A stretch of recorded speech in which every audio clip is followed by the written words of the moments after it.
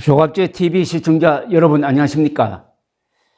문재인 정부의 반역상이 하루에 하나씩 지금 폭로가 되고 있습니다. 이게 누적되면은 문재인 세력은 아마 몰락하게 될 것입니다. 또 그렇게 만들어야 됩니다. 지난 5년 동안 김정은의 부하 노릇했던 문재인이 국정원과 통일부라든지 국방부까지도 김정은에게 봉사하는 기관으로 만들었을 가능성이 높습니다. 그러면 이것은 국가적 규모의 반역 행위입니다. 반역. 반역이라는 규정은 뭡니까? 헌법에 반하고 우리의 주적인 북한 노동당 정권을 이롭게 하고 대한민국과 대한민국 국민과 탈북자와 그리고 한미동맹의 일각인 미국을 불리하게 하는 것, 이게 바로 반역의 정의인 것입니다.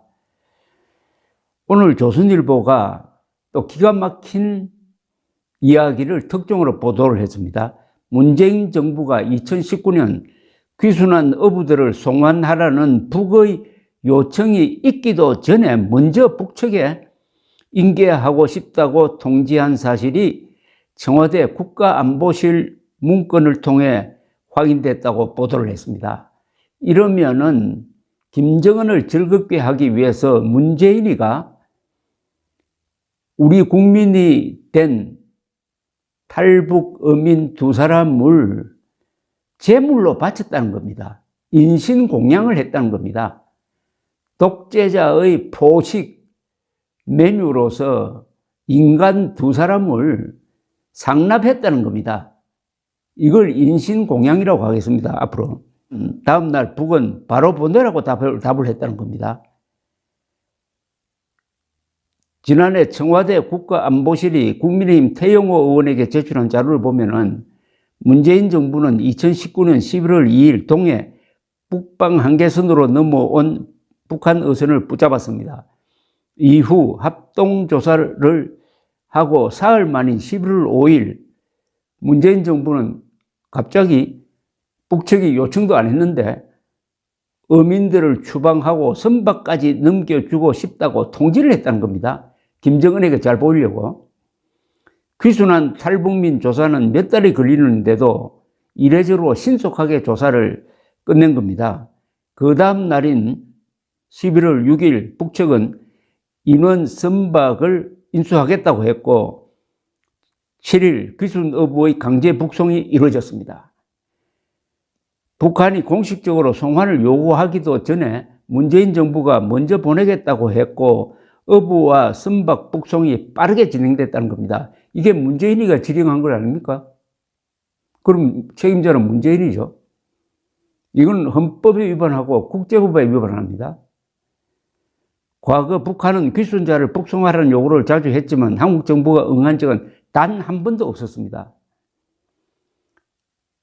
당시 국가안보실은 북한 주민을 추방한 첫 사례로서 흉악범 도주라는 새로운 상황에 대해 정부가 적극 대응했다고 자랑을 했습니다.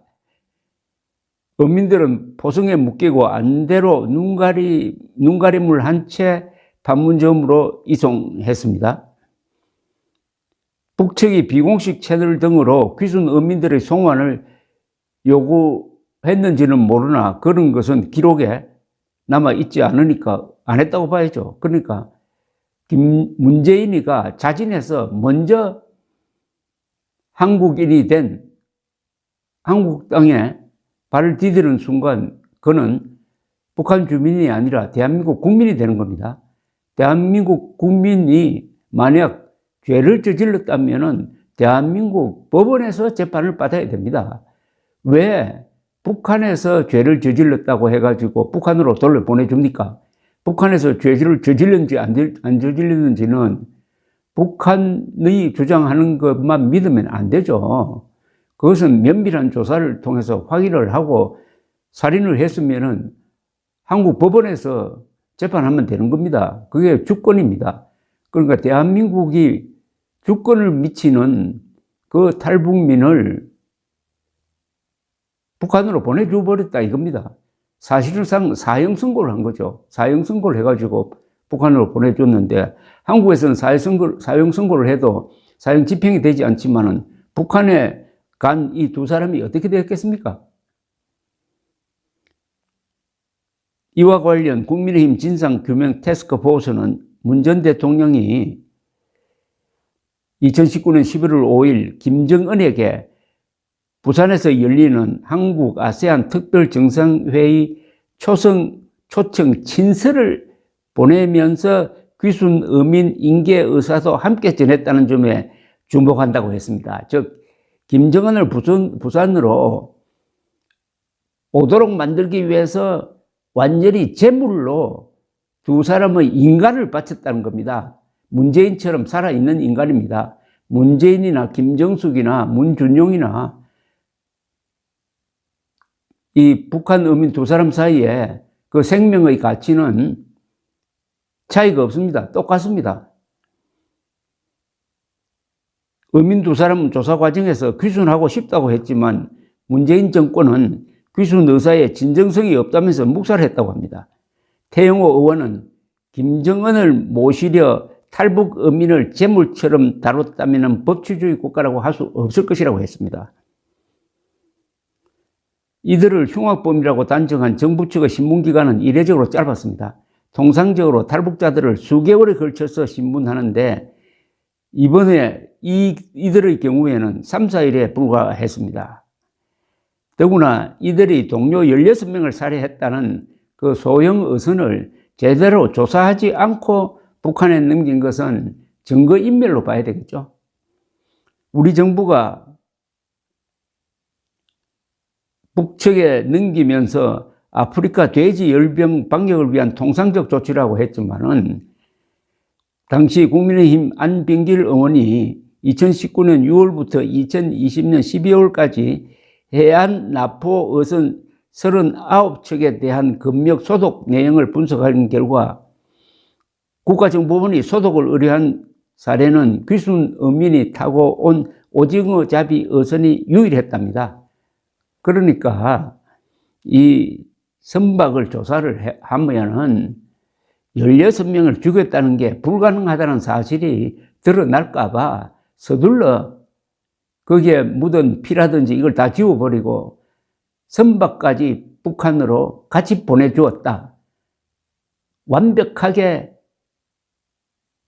김정은을 도우기 위해서 이렇게 했다. 뭐 이렇게 알 수가 있겠습니다. 이 사건은 서해